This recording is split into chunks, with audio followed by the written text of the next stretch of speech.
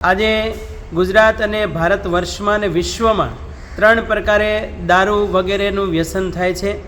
એક તો ટેન્શન કહેતા દુઃખ દૂર કરવા માટે, બીજું દેખાડો કરવા, જે ખરેખર મોટો ખાડો છે, એટલે દેખાદેખીને ખાતર પણ માણસો દારૂ પીવે છે।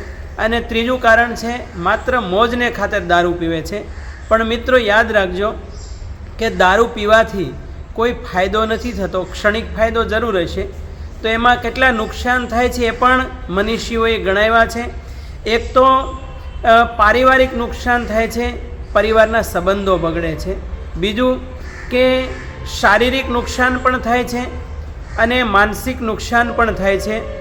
અને જે છેલ્લું કારણ છે, મને એમ લાગે છે કે ધર્મ જગતમાં જે દારૂ વગેરે વ્યસનોનો નિષેધ કરવામાં આવ્યો છે, એનું એક જ કારણ છે કે માણસ પોતાની અવેરનેસ અને પરમ તત્વની અવેરનેસ એ બેને ભૂલી જાય, ન ભૂલે એટલા માટે દારૂ ન પીવો જોઈએ એવી વાતો કરવામાં આવી છે। અને એટલા માટે નાનક જેવા સંતે એમ કહ્યું કે નાનક નશા નામ કા રહે દિન ઓર રાત, ભાંગ તમાકુ અમલ તો ઉતર જાત પ્રભાત। અને અન્ય સંતોએ પણ એમ કીધું કે નશા તો મુझ में है, અગર બોતલો में નશા હોતા તો બોતલે ક્यों નહીં ઉછલતી। એટલા માટે ધર્મ જગત એમ કહે છે કે ક્યારેય વ્યસન ન કરવા જોઈએ।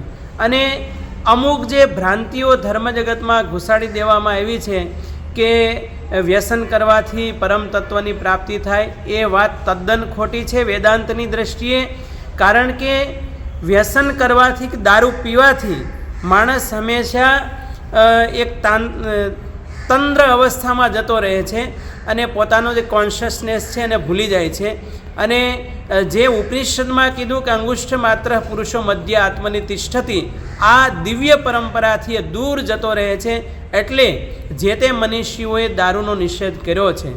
અને એટલા માટે જ અંગ્રેજોના સમયમાં જે બોમ્બે પ્રોહિબિશન 1949ના એક્ટ અંતર્ગત કલમ 12 અને 13 મુજબ દારૂ ન વેચવો, દારૂ ન બનાવવો અને દારૂ ન પીવો એ કાયદો બનાવવામાં આવ્યો હતો।